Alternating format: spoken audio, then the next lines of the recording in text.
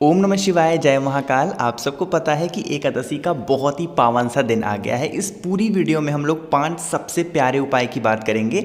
पूज्य गुरु जी की कथा से सुन के बहुत अच्छे से आपको सारे उपाय को समझाऊंगा, ठीक है।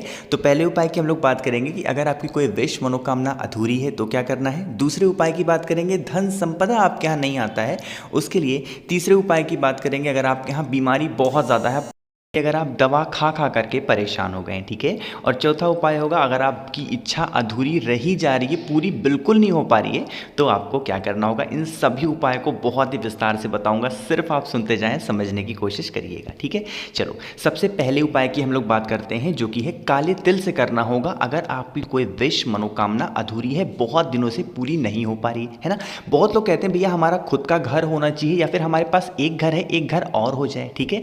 तो क्या करना है, स्क्रीन पर आपको दिख रहा होगा काला तिल, दिख रहा है ना।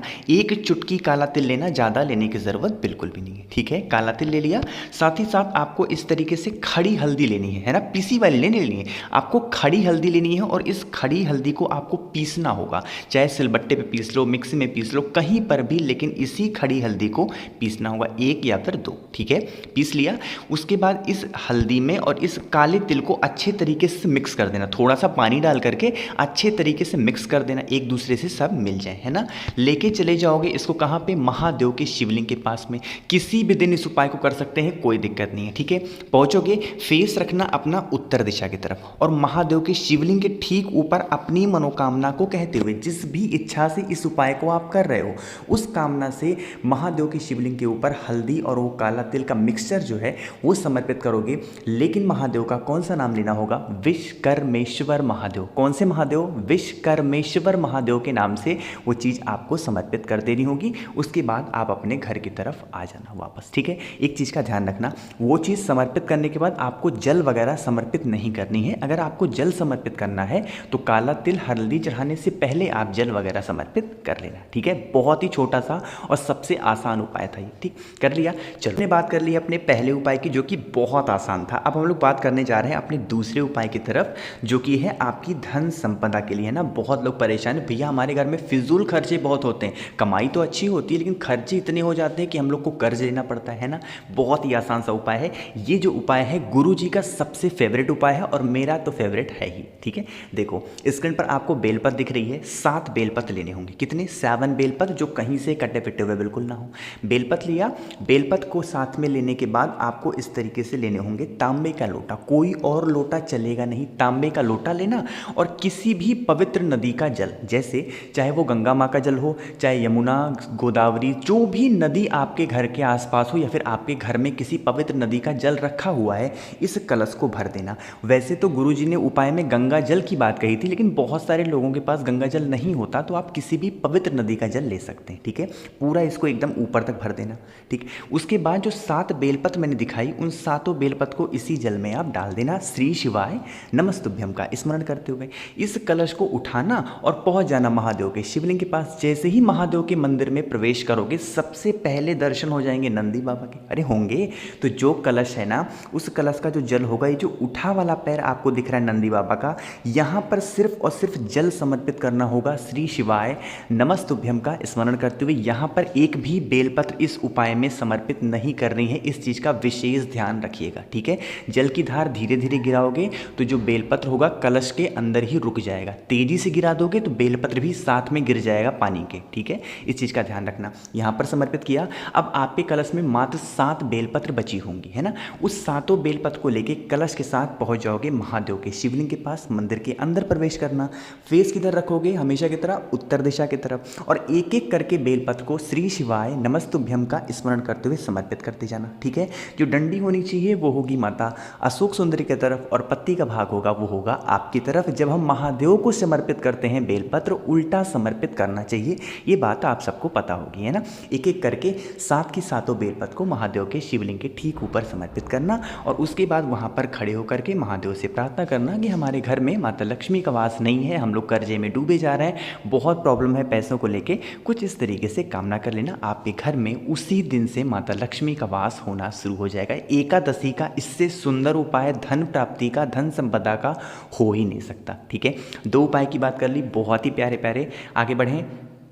तीसरे उपाय की तरफ, जो कि बहुत ही ये भी प्यारा सा उपाय है। अगर आपके घर में बहुत ज़्यादा बीमारी है ना, लोगों की स्टार्टिंग दिन जैसे ही सुबह सो के उठते हैं सबसे पहला काम उनका होता है एक गैस की गोली निकालेंगे और खा लेंगे। अगर दिन की शुरुआत दवा खा के होती है ना तो इस उपाय को ज़रूर करिएगा, ठीक है। लेकिन अब उससे पहले आप वीडियो को लाइक कर दीजिए। आवाज़ जो भी लोग पहली बार सुन रहे हैं, अचानक से चैनल पर आए हैं तो चैनल को सब्सक्राइब करिएगा, ठीक है।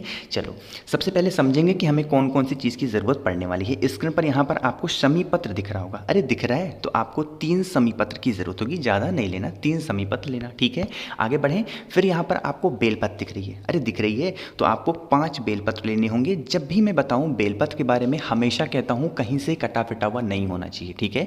5 बेलपत्र लेना और इस तरीके से एक तांबे का लोटा लेना, ठीक। इस तांबे के लोटे में सबसे पहले आपको अपने घर से जल भरना होगा और जो मैंने आपको 5 बेलपत्र दिखाए वो इसमें डाल देना, 3 शमी पत्र दिखाए वो इसके अंदर आप डुबा देना, डाल देना, ठीक है। उसके बाद इस कलश को लेके पहुंच जाना महादेव के शिवलिंग के पास। सुबह जाना चाहो सुबह चले जाओ, शाम को जाना चाहो शाम को जा सकते हैं, ठीक है।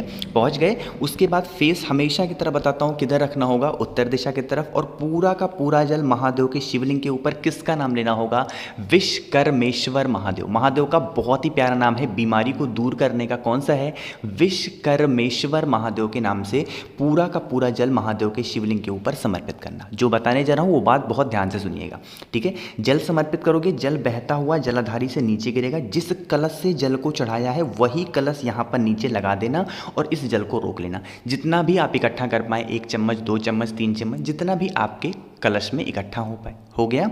उसके बाद उस कलश को लेके आप अपने घर चले जाना।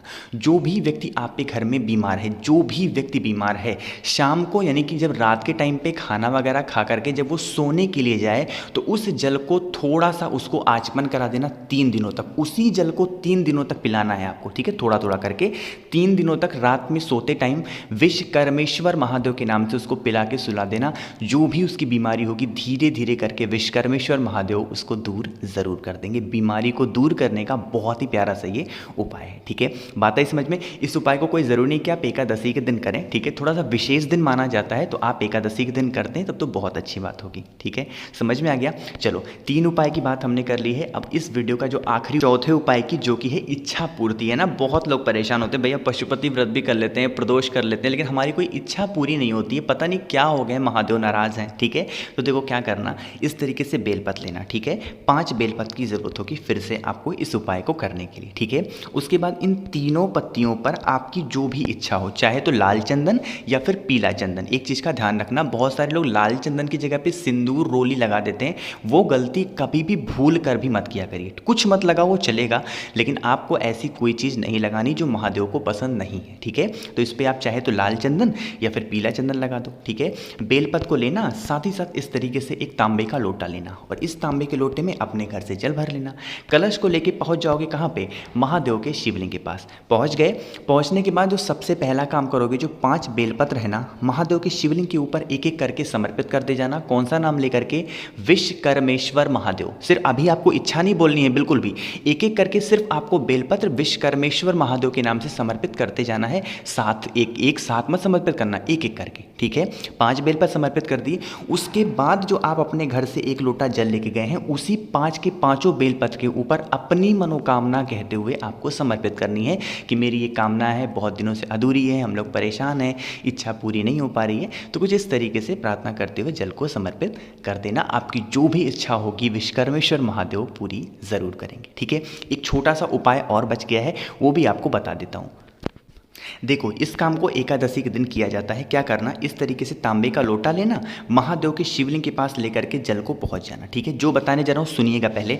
पहुंचने के बाद जो भी आपको समर्पित करना हो समर्पित करना, कोई दिक्कत नहीं है। जब आप जल को महादेव के शिवलिंग के ऊपर समर्पित कर चुके हैं, सारी पूजन अर्चना आपकी हो जाए, तो जब आप जल को समर्पित कर दें उसके बाद महादेव के शिवलिंग के पास में खड़े होना और 3 बार आपको 3 शब्द बोलने होंगे, वह है स्वधा स्वधा स्वधा। एकादशी के दिन जो भी व्यक्ति जल को समर्पित करने के बाद 3 बार स्वधा नाम का उच्चारण कर लेता है, उसको कभी पूरे जीवन पितृदोष नहीं लगता। एकादशी के दिन ही किया जाता है इस काम को, और किसी भी दिन नहीं करते हैं ना। तो एकादशी का ये स्वधा का जो उपाय है, ये तो भूल कर भी भूलना मत, हर हाल में ज़रूर करना। चाहे तो घर पर ही कर लेना, लेकिन 3 बार बार स्वधा ज़रूर बोलना, ठीक है। बहुत सारे उपाय की बात हमने इस पूरी वीडियो में कर दी है। उम्मीद करता हूँ सारी चीज़ें आपको बहुत ही प्यार से समझ में आई होंगी। कुछ पूछना हो, नहीं समझ में आया, नीचे कमेंट में पूछ सकते हैं। आवाज़ जो भी लोग पहली बार सुन रहे हैं चैनल सब्सक्राइब करिएगा। और आपसे एक शिकायत हमेशा रहती है कि वीडियो को आप लाइक नहीं करते, तो वीडियो को लाइक ज़रूर किया करिए, ठीक है। ओम नमः शिवाय, जय महाकाल।